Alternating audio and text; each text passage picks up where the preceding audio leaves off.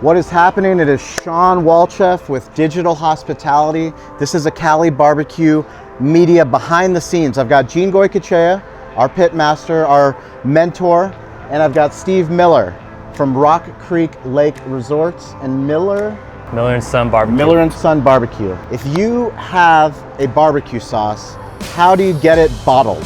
So you've created this incredible sauce. Everyone tells you you've got the best sauce. How do you actually get it into a bottle, sexy label, and ready to sell? I cook the sauce in a 20-gallon pot, and then I fill the bottle. So you're literally bottling this yourself, and you made the labels yourself?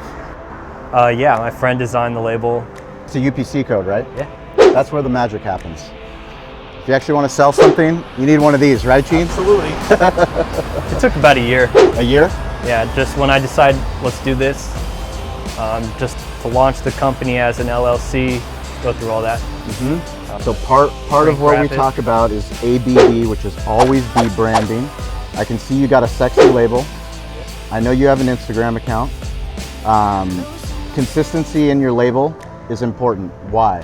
Because you're putting this in your shop, correct? Yeah. So you have your own shop, but you also want this to go to other shops. Yeah, and it's in around 30 stores in the Eastern Sierra. So I want people to recognize that, a little face, it's me. This is our sauce. This was a pain in the ass. Nothing easy about it. Why was it so hard, Gene? It was hard because, one, we had to find a bottle that we liked and never did. Bottles are ugly. The ones that you want are custom made and very expensive. We had to decide what levels of spiciness we wanted in our jalapeno sauce. We had to get our UPC code. At this point, we own 50 UPC codes that we haven't used yet, because it's better to have too many and not use them than have to struggle and figure it out again. We pre-portion our sauce here, dates, labels, because we don't put these on the tables. We always do sauce on the side. So as much as we love our barbecue sauce that we make in-house, it's so important. Gene taught us from the very beginning that people can taste the craft and the love and the quality of the barbecue. So we don't drench our barbecue meats in sauce.